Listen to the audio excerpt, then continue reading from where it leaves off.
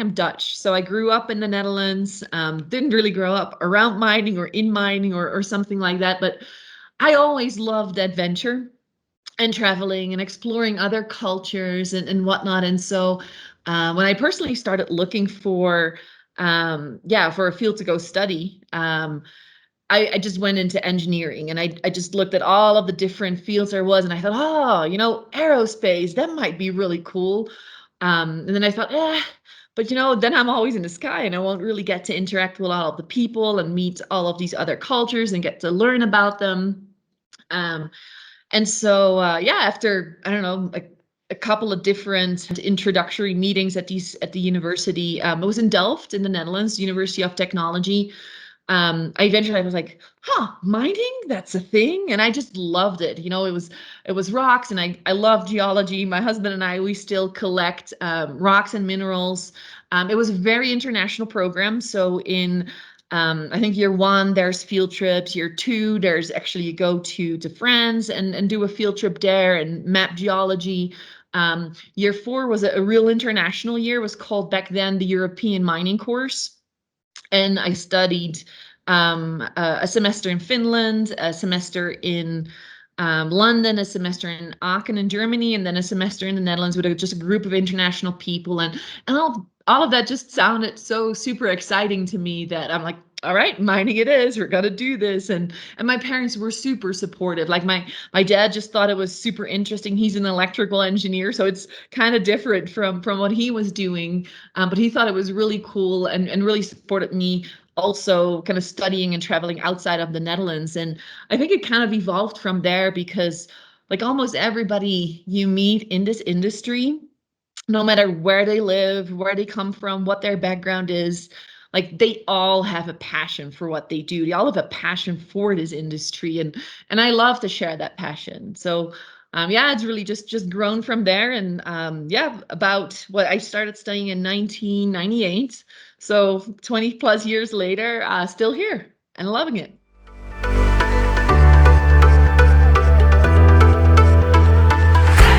So this is something that that we ask ourselves and that we want to focus on with a group that I'm the president of in the United States. It's called Women in Mining. So we ask ourselves quite often, because that's our current goal, to make our industry more attractive to a diverse group of people, not just women, but what you see in the industry, it's typically in the United States, it's your middle-aged white male that really dominates the industry. And so one of the things that I'm focused on with WIM USA, and I've been basically the president and engaged with the association since 2018, is really to showcase and to showcase other women in our industry and how successful they are, how exciting their work is, like how much they travel, how much they get to learn and meet others, and have them as inspiration, as I don't want to call it mentors, but example, somebody to kind of associate yourself with and say, hey, that's who I want to be when I grow up. And for me, what was very impactful when I first joined the industry, I joined a really large engineering firm, and I was part of the contract mining business unit. Contract mining was as male dominated as you can get, I think, in most any of the other engineering and construction disciplines. But they teamed me up at the time with a mentor, a female. Her name was Paula Nelson. I still remember that. It was back in 2005. And the company was so open into letting me experience and job shadow her and let her do whatever she thought was needed to give me the right skills, to give me the right motivation, inspiration. So I joined her on a lot of meetings. I joined her on some of her trips even. She gave me stretch assignment, and she was just somebody that I was like, oh, wow, look at how she, is able to kind of influence and impact her coworkers and her work environment and whatnot in such a positive and powerful manner. Like for me, that was like, I want to be like that when I grow up. And so I think as and oftentimes I feel like we tend to not want to, and I don't know if it's female or male, I don't want to genderize this, but I feel like we don't necessarily want to show off to others and showcase what we've done in this industry. Like, oh no, I'll do my work, I'm good at it. As long as I'm good at it, we'll get the recognition. But what I would like to see is because there are women and they're very successful and they're great in this industry. We had to work really hard to get where we are, to do more of that sharing and showcasing and be the inspiration. So just at our Women in Mining conference that's coming up, we've got a panel that we put together, and it's all female general managers. And to me, I mean, that's not that everybody wants to be a general manager, but it's a really hard job as a female to grow into, because it's typically, a very lateral career path. And what I've seen in the industry, that women, we go more like horizontal and kind of get a very broad, diverse group of experiences, and oftentimes it doesn't lead us to that general manager position. So this general manager panel is being facilitated by Gary Goldberg, the ex-Newmont CEO. Yeah, it's really meant to inspire all and everybody who's at the conference, and we're also going to record it. So I'm very excited to see that one. We found 4 female general managers within the US. I know there's actually more, but we thought, yeah, 4 is probably enough. Otherwise, it gets too big. The goal is really to inspire others, to inspire other females. Like, you can do this. You don't necessarily have to go your traditional path. Women are just as powerful and as good of the leaders as men are. They typically, and again, I don't want to generalize, but typically have a very different style than what we see with male general managers. But it's right now, currently in the industry, very much accepted and sought for. So hoping to inspire, and I think that's something that I would really like to see kind of snowball and escalate, like for us to share our stories, and for others, kind of especially the younger generation, to have somebody to kind of see themselves in, associate themselves with.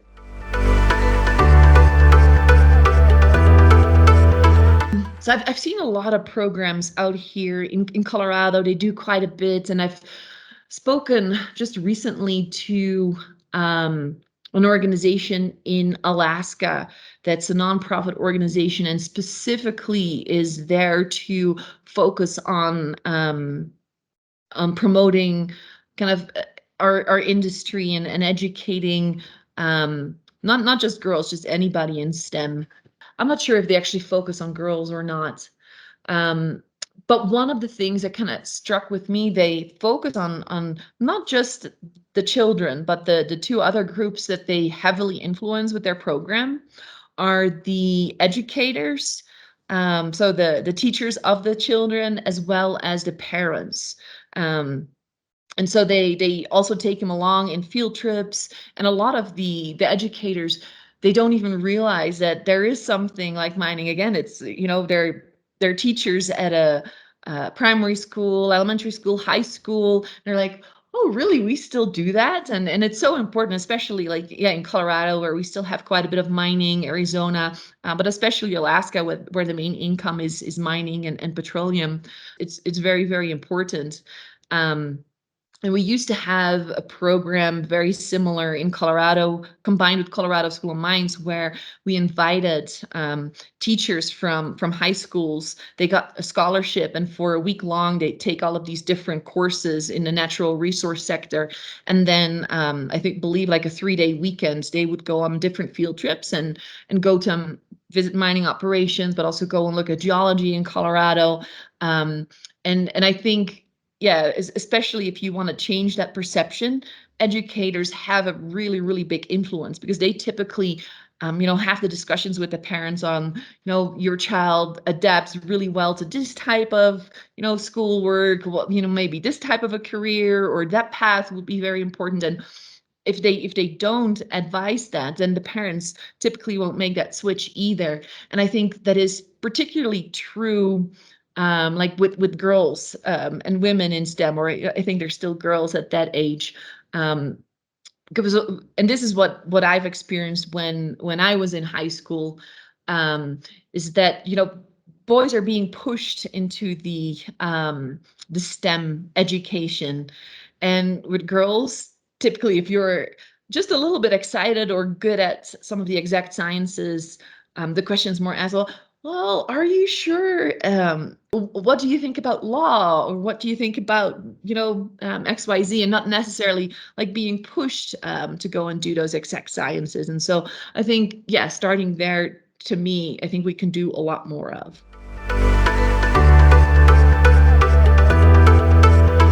I think there's very different in my organization at Newmont. There's just different ways that the different departments go about it. Some are very far advanced, other ones are maybe less. And that, I'm sure Beatrice can answer this question much more, in depth, and also thinking on future programs that she's got in mind to trial and pilot and see if it will attract more females. But what was interesting now in my new role as the fixed plant maintenance superintendent, just last week, I got a requisition, or actually a job offer, to approve for a millwright. And a millwright is a fancy term for a process maintenance technician.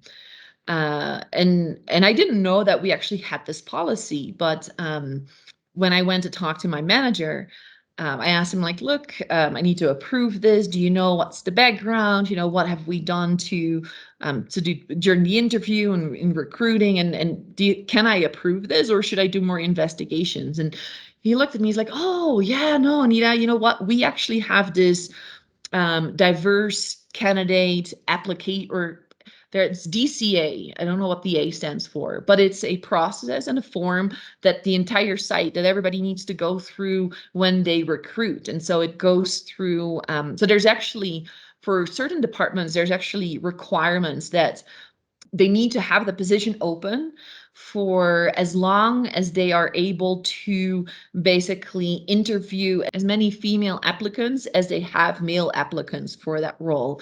So that's for most departments, except for my department, because there's just so very few women that have those millwright skills. But he said, but you still need to go through, you need to have make sure that there was at least one female in the interview panel to, bring a diverse perspective, but also if there is a female candidate, to have that person feel more at ease. And then there's a couple of questions on, why was this candidate selected? And you cannot just say, well, we know the guy, so we know he's good. You actually have to go through and rationalize why the person is particularly qualified, not necessarily skill-based, but more personality, aptitude, ability to learn. Does he fit within the picture? Does he bring diverse background? And I say he or she do they bring a diverse background? Do they come from like oil and gas, or do they come from another industry? That's what we're looking as well in this diverse candidate process.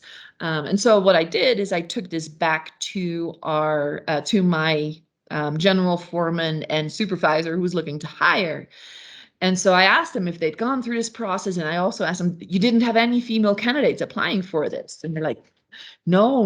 And they actually said, honestly, Anita, we really want to, but we struggle to not actually just attract female applicants, but we also struggle to attract more junior people, because this millwright position is really a technical position, or a technician's position, and we're able to train people up through the job, through the ranks. So we don't necessarily need a fully qualified person. And so I'm like, okay, well, why is that? Do you think, why do we only get like this type of person applying? And so they both agreed, or with each other, and explained that the term millwright is really antiquated. It's really not applicable for actually the type of work that a maintenance technician would do within our group. And so they said, well, I think first of all, we should just change the job title to what it actually is, and be a little bit more generic and not as like overwhelming and scary for diverse candidates to apply for. And then they said, yeah, and secondly, I think the job description is actually pretty outdated and has way too many requirements in there.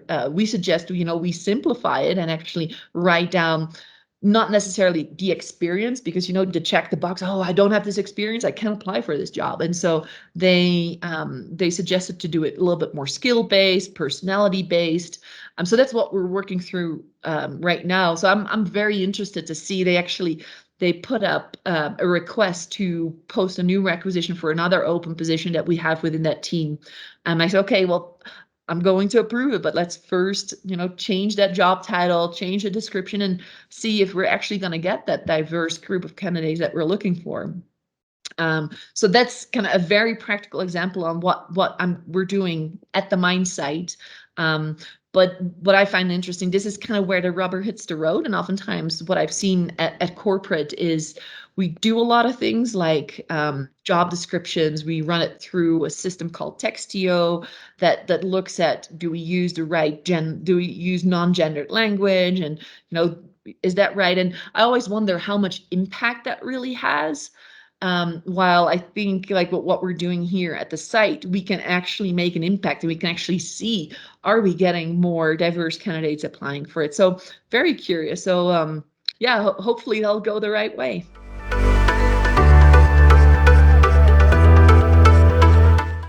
I don't think it's necessarily the women that need to overcome certain things. I think it's really more leadership in the industry itself that needs to look at capability and skills for positions in a little bit of a different way. Not as I mentioned for this millwright position, not look at experience and checking those boxes, but look at, okay, what does a leader in this particular role, what skills are the most important? And there's so many of those leadership skills transferable from, and especially when women have a very broad, diverse, kind of more lateral experience base.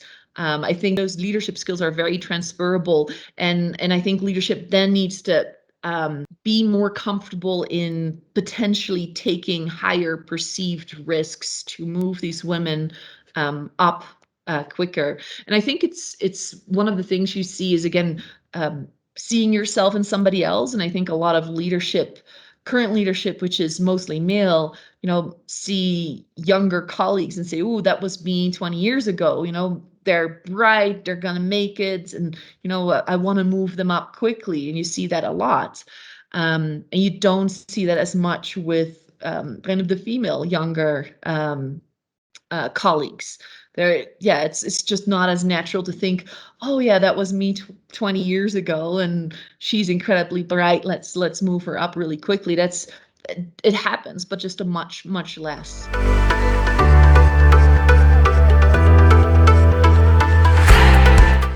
Yeah, so I think quotas can be very successful if communicated and if the right incentives are in place for these quotas, to meet these quotas, and not have the perception, oh, we're just doing it for the sake of the quota. So I think it can be very successful, but it has. I'm not sure if in South Africa it's actually the government doing it. I think that would be the wrong thing to do, especially in America, having the government make those requirements. But I think like mining companies themselves that are committed to bringing diversity into the workforce, setting those quotas and actually bringing those targets into leadership, into managers, kind of trickling it, cascading it down into the individual incentives, I think is absolutely going to help. I don't think by just talking about it and bringing awareness alone, we're actually going to make a big difference here pretty quickly. So I think it depends. If presented and if perceived in the right way, I think they can be a game changer. Absolutely. Actually, I have two roommates here. And they're interns at Cripple Creek and Victor. And I just recently gave them some advice. And I don't know if, no, I do remember what the advice was. Because I talked to them about women in mining, and it was really funny because they're like early in their career, or they don't have a career yet. They're like, one is, I think, first year mining student or metallurgy student, and the other one is a geology student who only has half a semester to go, or one semester to go. And so they both, especially the younger one, kind of looked at me as like, well, I really don't like it when people are starting to talk about we need more women and this and that. And so I went off on my soapbox and eventually said, you know what? My experience has been that early on in my career, as a being kind of like the only female in the group, people want to listen to you. People want to help you. They're kind of amazed that, wow, this young female in this, group of guys that are really loud.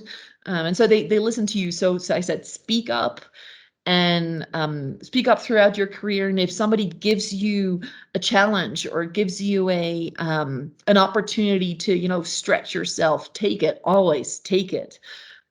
Because at some point in your career, you're going to get to where it's going to be much, much, much, much, much harder because you've come to a point where there's a lot of competition, and it's much harder at that point for women to, progress. But it's that, don't give up. Take as much advantage as you can while you can, and then, make sure that you don't give up. So that was my advice to them. But I mean, in general, if I were to talk to a group of say current students looking into mining, my advice would be like enjoy everything, try to experience everything. It's a big world.